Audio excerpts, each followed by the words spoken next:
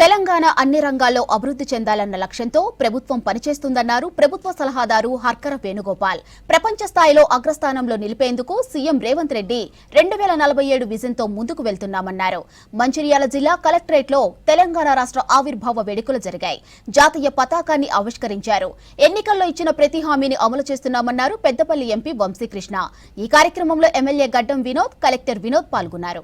పెట్టుబడులు సాధించి ప్రైవేట్ రంగంలో లక్ష ఉద్యోగాలు సృష్టిస్తా ఉన్నాం. రాజీవ్ హవాయాస్తం పథకం కింద సివిల్స్ చదివే వారికి ఆర్థిక సహాయం అందిస్తున్నాం. జిల్లాలోని సింగరేణి సంస్థ ఆధ్వర్యంలో నిరుపేద విద్యార్థులను ఎంపిక చేసి ఆర్థిక సహాయం అందించి గ్రూప్ 1, గ్రూప్ 2 ఉద్యోగాలకు ఉచితంగా శిక్షణ అందించడంతో ఎంతోమంది అభ్యర్థులు ఎంపికయ్యారని తెలియజేస్తున్నాను. తెలంగాణను $1 ట్రిలియన్ ఎకానమీ స్టేట్గా మార్చాలని లక్ష్యంగా పెట్టుకున్నాం. విద్యా వ్యవస్థలో విప్లవాత్మకమైనటువంటి మార్పుకు శ్రీకారం చుట్టాం.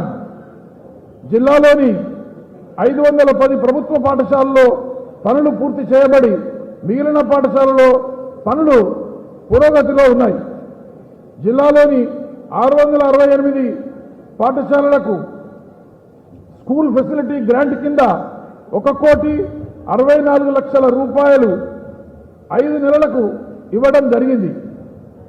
సంక్షేమ వసతి గృహాలు పాఠశాలల విద్యార్థులకు గతంలో ఎన్నడూ లేని విధంగా 40% డైట్, 200% కాస్మెటిక్ ఛార్జీలను పెంచి నూతన మెను అమలు చేస్తూ సకాలంలో పౌష్టికాహారం అందించి విద్యార్థుల ఆరోగ్యంపై ప్రత్యేక శ్రద్ధ వహిస్తున్నాం. గతంలో వివేక్ గారు కూడా తెలంగాణ కోసం అనేక పోరాటాలు చేసినారు, రైలు రోకో చేసినారు. మా అక్క పెళ్ళి 2 రోజుల ముందు కూడా వారిని జైల్లో పెట్టి ఇబ్బంది పెట్టినారు. అంటే తెలంగాణ అంశము ఎత్తొద్దని చెప్పి ఎన్ని కుట్రలు జరిగినాయి, ఎన్ని విద్యార్థులు వాళ్ళ కష్టాలు పట్టుకొని తెలంగాణ అంశం పైన వాళ్ళు ప్రాణ బలిదానాలు కూడా చేసినారని చెప్పి మనందరికీ తెలిసిన విషయమే. ఇవన్నీ గుర్తు చేసుకొని ఈ వచ్చే రోజుల్లో తెలంగాణ అభివృద్ధి వాటిలో తీసుకుపోయే బాధ్యత మనందరిది. ఖచ్చితంగా ఈ రాష్ట్రంలో గత 10 సంవత్సరాలు ఏదైతే అప్పుల పాలు చేసినారో, నిరుద్యోగులను ఇబ్బంది పెట్టినారో, ఇబ్బందులనే వదిలేసినారో వారన్నిటికీ పరిష్కారం చేస్తూ ముఖ్యంగా యువతకు ఉద్యోగాలు ఇచ్చే బాధ్యత మాది.